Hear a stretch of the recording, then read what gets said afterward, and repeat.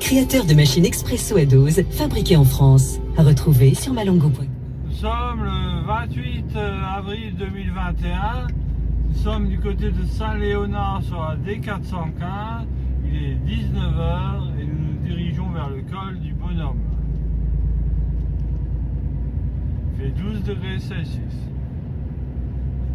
Prédominant et assez étendu sur les régions du sud et en Franche-Comté, alors que le temps sera plus lumineux demain, plus au nord, avec de belles éclaircies. Nous sommes à Hannoult. Après la mi-journée et le long de la Manche, l'après-midi deviendra même bien ensoleillé. Les températures maximales seront en baisse sur la moitié nord et stationnaires sur le sud. L'après-midi, le mercure affichera 11 à 16 degrés sur les régions du quart nord-ouest, 18 à 23 degrés en Corse et 13 à 20 degrés sur le reste du pays. Sébastien Léas, passez un très bon début de soirée à l'écoute de France Info. Bienvenue, il est 19h. France Info, 17h, 20h, Nicolas Teillard.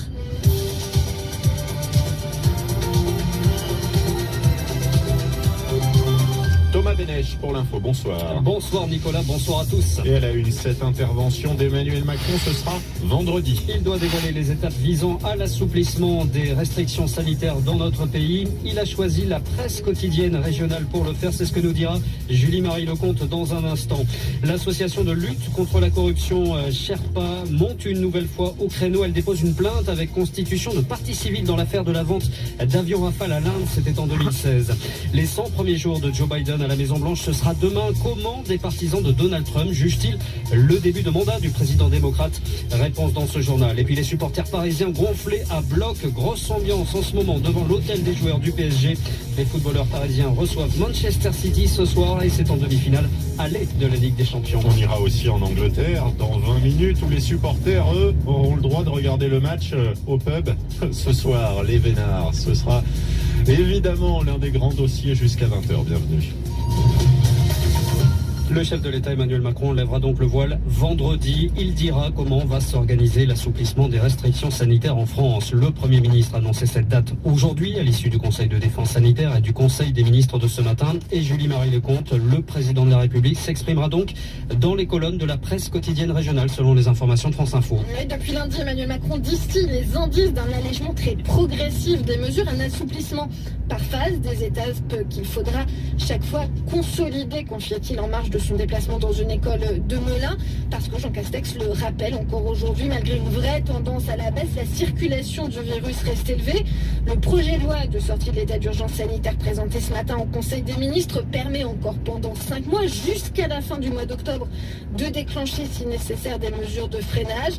Après la fin des restrictions de circulation en début de semaine prochaine, Emmanuel Macron veut pour la mi-mai un volant d'assouplissement à l'échelle nationale. Il l'a confirmé au maire avec qui il a échangé hier soir. Mais il faut aussi affiner en fonction des situations sanitaires locales. Les préfets vont donc piloter des concertations pour arrêter tous les détails du plan au plus près de la réalité des territoires.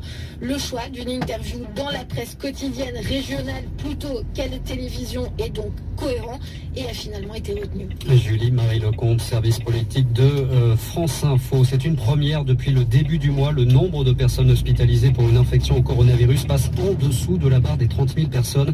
Dans les services de réanimation, près de 5 900 patients sont pris en charge. Sur le plan de la vaccination, près de 14 900 000 personnes ont bénéficié d'au moins une première injection dans notre pays. C'est une première depuis le début du mois.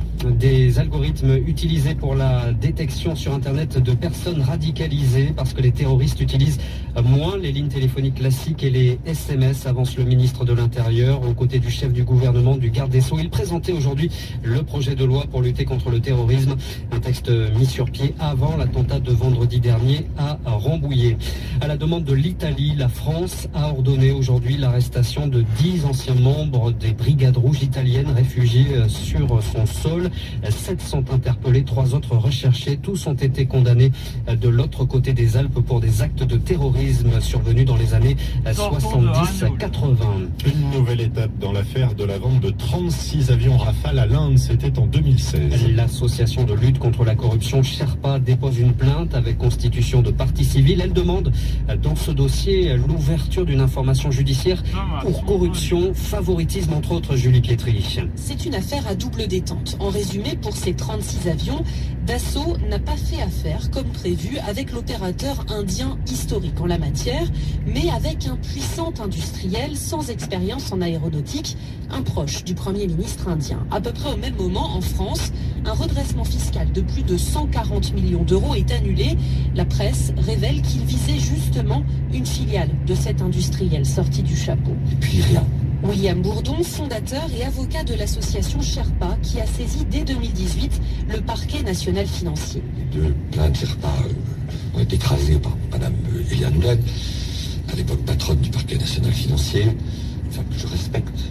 Mais là, il y a une énigme et une anomalie, puisqu'elle classe alors qu'un de ses principaux adjoints dit mais non, il y a matière à enquête. Puis ensuite, l'inaction de l'agence anticorruption, qui fortuitement tombe sur des éléments qui suggèrent qu'il y a un flux financier corruptif. Ça fait un bouquet d'indices puissants pour dire qu'il y a eu une volonté de gens pour l'instant invisibles et muets, mais qui ne resteront pas définitivement. Allô, attends un instant. Cette affaire ne sorte pas. Dassault évoque de son côté un contrat transparent qui a été visé par le contrôle, notamment. Vas-y, qu'est-ce que tu... Allô?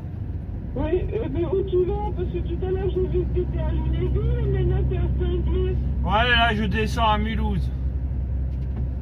Ah bon? Ouais. Je vais livrer... On est à Fraise. Donc, je vais livrer... livrer du papier à recycler. 25 tonnes. Là, je suis à Fraise. Ah oui, j'ai vu. Là, je te donne à Cathy, elle m'a envoyé une photo du nouveau camion d'Olivier. Qui? Cathy, Ah ouais? il a 24 mètres de long. Ah bah dis donc, bah il fait les transports exceptionnels. Oui. Ouais. Alors, parce qu'il lui avait envoyé, parce qu'il en a eu un. Il est tout neuf, c'est un nouveau. Ah ouais. 24 mètres, tu te rends compte, il est énorme. Alors du coup, elle m'a envoyé la photo, comme ça, elle m'a dit tu l'as montré à Henri. Ouais.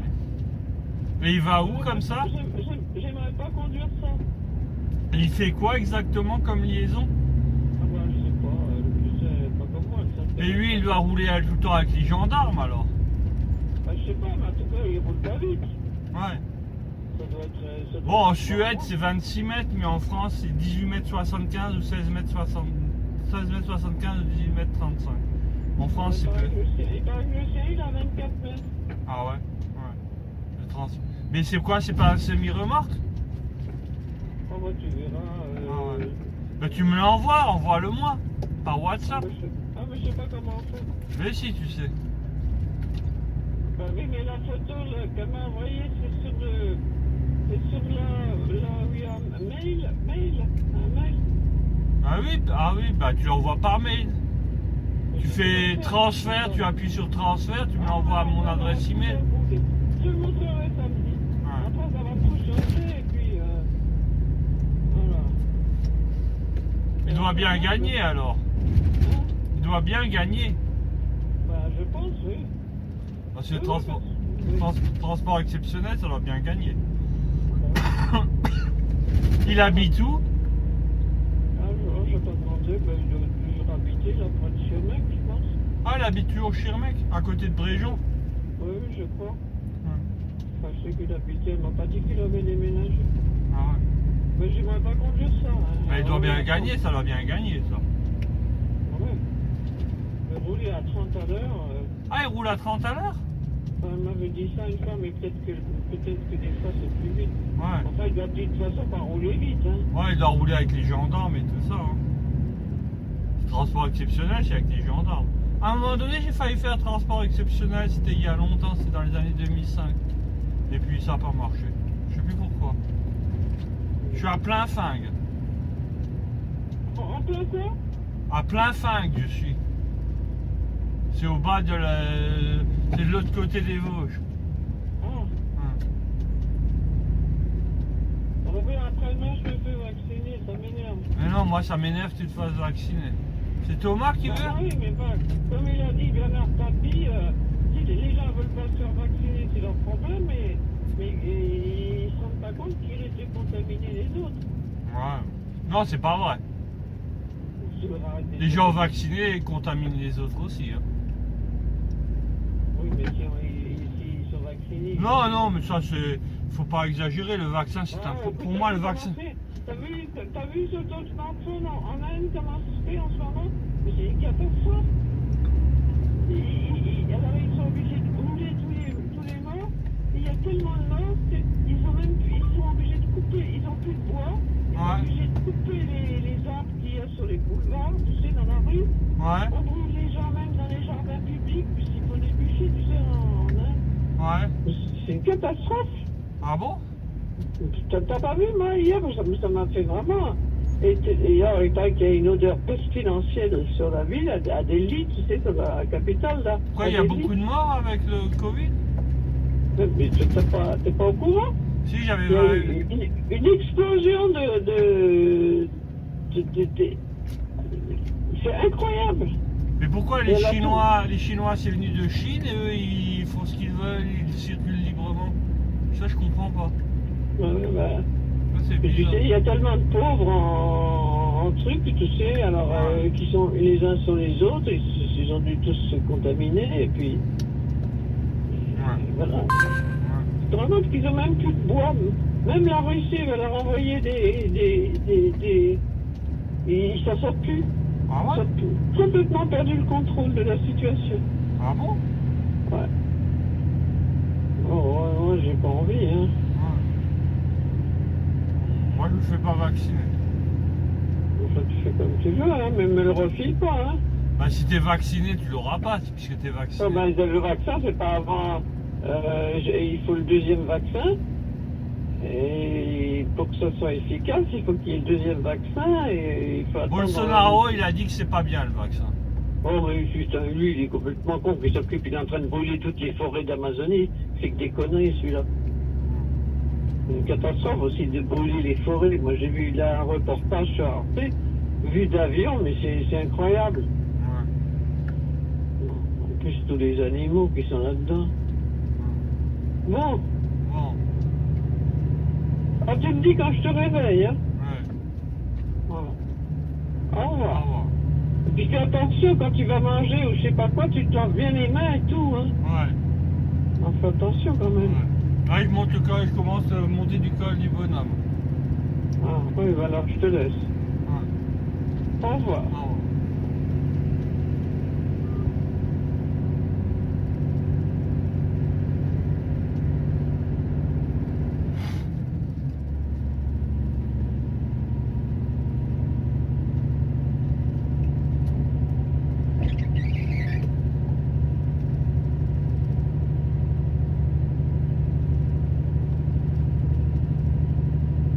Nouveau texte. Eh bien, ce projet de loi, il doit permettre de pérenniser des mesures expérimentales de lutte contre le terrorisme qui arrivaient de toute façon à échéance le 31 juillet prochain.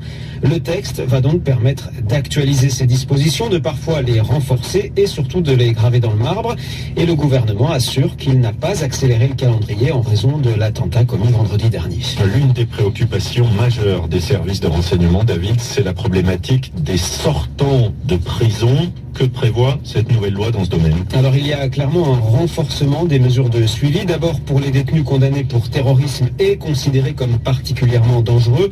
Des mesures individuelles de contrôle et de surveillance et les anciennes assignations à résidence pourront être prolongé jusqu'à 2 ans après la sortie de prison contre seulement 1 an aujourd'hui. Et puis, ces ex-détenus au profil jugé les plus inquiétants pourront aussi faire l'objet de mesures judiciaires de suivi en vue de leur réinsertion et surtout pour éviter toute récidive.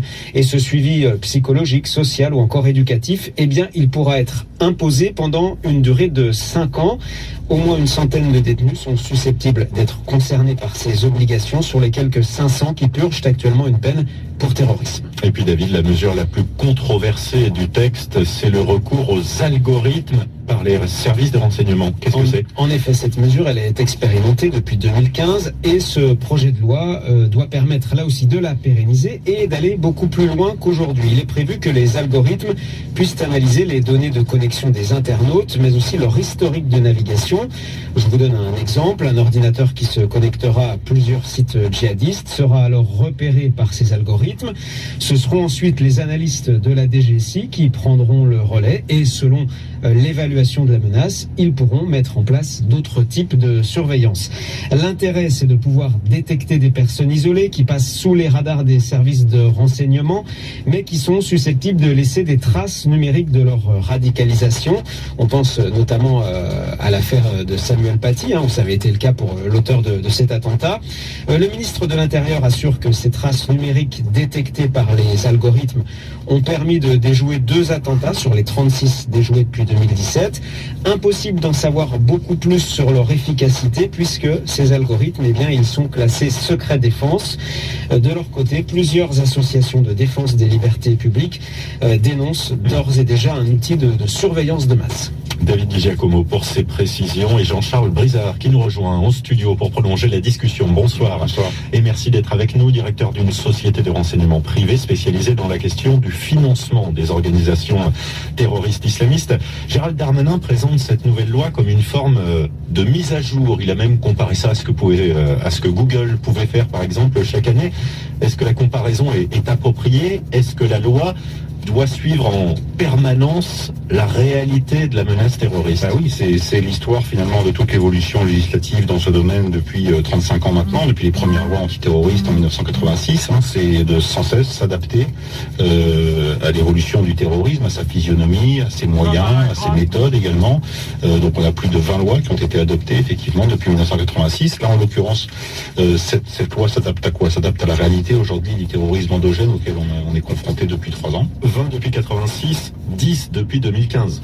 Tout à fait. Parce que on est sur une très forte accélération. Parce que les choses évoluent, parce qu'il ne nous a pas échappé que durant cette période, on a subi une vague massive de départ vers le théâtre des opérations syro-irakiens et que plusieurs lois ont eu pour objet de prévenir ces départs, d'entraver les retours et surtout de s'adapter à cette menace de plus en plus individuelle, imprévisible, à laquelle nous sommes confrontés depuis maintenant 3 ans. Depuis 3 ans, sur les 9 derniers auteurs d'attentats, d'actes de terrorisme en France, aucun n'était connu des services de renseignement. Les 6 derniers auteurs d'attentats aboutis en France étaient inconnus des services de renseignement. Ça veut bien dire qu'on est face à des individus qui sont extrêmement difficiles à détecter, plus encore bien sûr à neutraliser et à prévenir dans leur passage à l'acte. Et en même temps, Jean-Charles Brizard, quand ils étaient connus des services de renseignement, on se disait comment a-t-on pu les détecter et les laisser ensuite passer à l'acte? Il y a aussi le problème de la masse de personnes à surveiller. Il y a le problème de la détection, vous avez raison, et celui du suivi. Mais en l'occurrence, se pose depuis 3 ans celui de la détection, parce qu'on est face à des profils qui sont inconnus des services de renseignement. Or, comment les services parviennent à entraver, à déjouer très concrètement des projets d'attentat? C'est lorsque des individus sont en contact avec soit la mouvance djihadiste, soit avec des organisations terroristes. On le voit bien, aujourd'hui, on est face à une menace qui est extrêmement diffuse, des individus qui mettent en œuvre des modes opératoires improvisés, des armes rudimentaires, et qui, encore une fois, je le disais, mais je le rappelle, sont inconnus. Prenons le cas précis des derniers mois, toutes les dernières attaques que l'on a vécues. Est-ce que l'arsenal juridique mis en place, par exemple, aujourd'hui, aurait permis de déceler, voire de prévenir ces attaques? Alors, s'agissant du dernier attentat, celui de Rambouillet, c'est très difficile à dire. L'enquête commence et elle terminera si l'individu était en contact potentiellement avec des tiers. On évoquait l'affaire Samuel Paty, par exemple. Mais très concrètement, s'agissant de l'assassinat de Samuel Paty, on a un individu, en l'occurrence l'auteur, qui était en contact dans plusieurs pays avec plusieurs djihadistes, en particulier au nord-est de la Syrie, avec des djihadistes d'une organisation terroriste connue. Donc, grâce à ces algorithmes, effectivement, on aurait pu détecter des traces numériques qui au moins auraient permis au service de détecter cet individu. Pas nécessairement. Et qu'est-ce qui se serait passé? Pas nécessairement de déjouer l'attentat, mais au moins on aurait pu détecter l'individu et lui appliquer un certain nombre de techniques de renseignement qui, in fine, aurait peut-être permis de déjouer cet attentat. On ne sait pas, mais en tout cas, on aurait détecté l'individu certainement grâce à ces algorithmes. La question de l'algorithme, elle pose aussi la question de la connaissance par le public de ce niveau de surveillance. On est là dans un débat de fond. Tout le monde est d'accord pour dire qu'il faut lutter contre le terrorisme. Jusqu'où mettre le curseur pour ne pas entraver des libertés publiques, des libertés collectives et la vie privée de chacun? Alors, ces algorithmes, il faut être très précis, ne portent que sur les données de connexion, qui sont anonymes. ces données. On saura qu'un individu X a été sur Internet, effectivement, a consulté tel site, a été en contact avec telle ou telle personne. C'est ce qui permettra aux services de renseignement de déclencher une alerte et de suivre cet individu à partir de là. Et encore une fois, tout ça est anonyme. Si les services, pour leurs besoins évidemment, ont besoin de lever l'anonymat de ces données, ce sera encadré. Il faudra d'abord une décision du ministre de l'Intérieur, du Premier ministre, et ensuite l'avis d'une commission indépendante, celle qui est chargée des techniques précisément de renseignement. La grande préoccupation aujourd'hui, la question de la sortie de prison d'individus radicalisés. Le texte répond à cette urgence. Ce texte était nécessaire après la censure par le Conseil constitutionnel d'une proposition de loi qui avait été adoptée par le Parlement et qui vise à renforcer le suivi de ces individus. On sait que 60 individus sortiront cette année de prison après avoir purgé leur peine pour des faits de terrorisme, un peu moins en 2022, mais disons que ces individus, on le sait, sont potentiellement porteurs d'un risque de récidive important, ont été condamnés encore une fois pour des faits de terrorisme, et l'important c'est de les suivre sur le plan à la fois administratif et judiciaire. Alors il y a les deux volets qui sont... c'est la menace la plus inquiétante aujourd'hui. Oui, parce que la prison aujourd'hui, c'est non seulement un incubateur d'islamisme radical et de terrorisme, on le sait, c'est également de plus en plus un lieu dans lequel se préparent des attentats. Depuis 3 ans, on a déjoué des attentats qui étaient préparés en prison. Il y a même des tentatives d'attentats qui ont eu lieu en prison, il faut s'en souvenir, avec des détenus qui ont attaqué des surveillants pénitentiaires. Donc oui, la menace provient aussi, c'est une composante à part entière, disons-le, de la menace terroriste aujourd'hui en France. Jean-Charles Brizard, président également du Centre d'analyse du terrorisme. Merci d'avoir bien voulu accepter l'invitation de France Info pour évoquer ce nouveau projet de loi. France Info, 17h, 20h, Nicolas Teillard. Et on va parler foot et Ligue des Champions après le fil info, 19h20, Thomas Bénèche. Un peu moins de 30 000 personnes hospitalisées pour une infection au coronavirus. C'est la première fois depuis le début du mois que ce chiffre baisse en France. Dans les services de réanimation, près de 5 900 personnes sont prises en charge. Le calendrier de l'assouplissement des restrictions sanitaires dévoilé vendredi par le chef de l'État et selon les informations de France Info, Emmanuel Macron le fera à l'occasion d'un entretien accordé à la presse quotidienne régionale. Le chef du gouvernement condamne la tribune de militaires publiée mercredi dernier par Valeurs Actuelles. La juge contraire aux principes républicains dénonce la récupération politique inacceptable par la présidente du Rassemblement national. Dans cette tribune, des généraux à la retraite, des hauts gradés, des militaires dénoncent le délitement de la France et menacent d'intervenir, disent-ils, face au chaos croissant. La justice doit maintenant se prononcer au cas par cas sur leur extradition. 7 anciens membres des Brigades Rouges italiennes arrêtés aujourd'hui en France. 3 autres sont recherchés. Tous étaient réfugiés sur notre territoire. Ils ont été condamnés de l'autre côté des Alpes pour des actes de terrorisme survenus dans les années 70-80. La mort